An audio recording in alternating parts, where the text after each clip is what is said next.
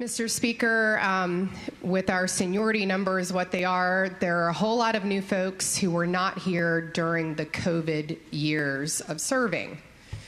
And there are a lot of folks that didn't get the benefit of hearing from all of us during those times because we were all virtual and it was very difficult for the public to participate at that time.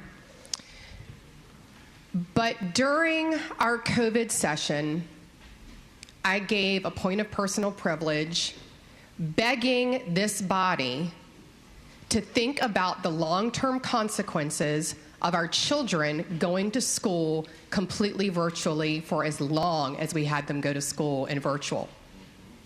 My daughter at the time was in 4th and going into 5th grade. She is now in high school. It was not the same instruction, and our data reflects that. As a mother, my daughter was in gifted math. Much like the bill the delegate from Charlottesville talked about, her bill is going to help other kids who are accelerated in math have the opportunity to take those courses. But COVID impacted every child, like mine, who was ahead and forced her to slow down, and kids who were behind got even further behind. And the math bill the other side of the body brought this year, I fully support it. It helps kids who are in the top quartile in our schools be guaranteed placement in accelerated math. But it does nothing for the children for the reason we are in the bottom in math right now. And we are in the bottom of math because we chose, as a Commonwealth, not to let our children go to school. And those children who were in middle school and starting their freshman year were elementary school students. They did not receive the foundations of math.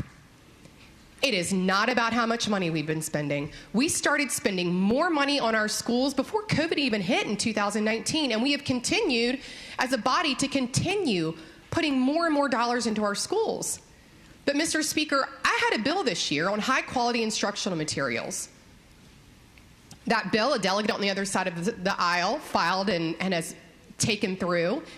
But today, the conference committee report delays enactment of that for a year.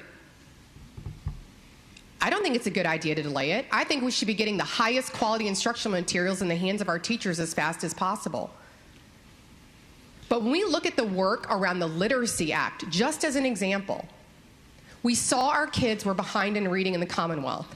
We knew collectively that COVID made them even further behind in reading.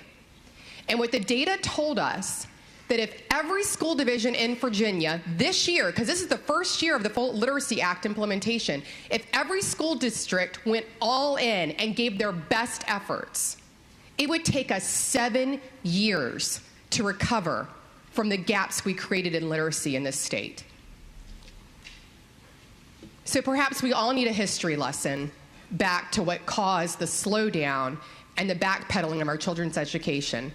We have placed more and more burdens on our teachers, and yet we're not putting forth our best effort to fill classrooms with more licensed teachers.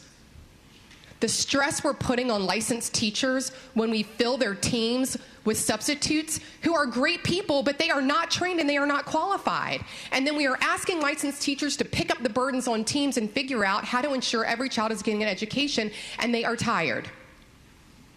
In my county, I have over 200 full-time substitute teachers. I am thankful for each and every one of them. My child had 3 this year. But every child in Virginia deserves a fully licensed teacher.